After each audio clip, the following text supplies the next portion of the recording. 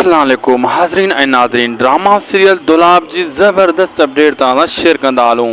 दोस्तों, दुलाब ड्रामे में हिकु त सोढल जेको आहे इश्क करे रहियो आहे ऐं उन सां गॾोगॾु हुन वरी आज़म मेंगल बि जेको आहे पंहिंजी माशूका सां ॾाढो ॻाल्हाए रहियो आहे। ऐं वरी हाणे ककर बि जेको आहे मुराद वारनि जी जेका भेण सौट आहे उन सां हू इश्क करे रहियो आहे, रस्ता रोक करे रहियो आहे। आख़िर इन जो अंजाम छा निकिरंदो?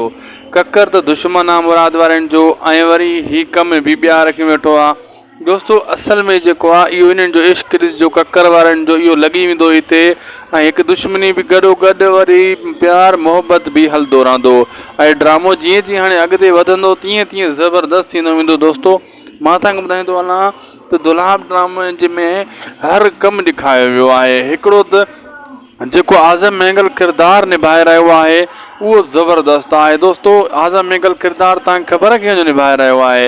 तव्हां ॾिठो जीअं हाणे काफ़ी असांजा नौजवान जेका विचों शहीद कया विया ऐं हाणे इन जेका नई ख़बर आहे आज़म मेंगल जे ड्रामे जी जेका कहाणी आहे बाग़े नारी कामरेड नारी, इहा ॾाढी सोशल मीडिया ते गूंजे रही आहे ऐं शेयर थी रही आहे त बाबा आज़म मेंगल ज़िंदगी में पहिरियों चकर को सुठो ड्रामो ऐं सुठो किरदारु कयो आहे, हिन सुतल क़ौम खे जगाए रहियो आहे।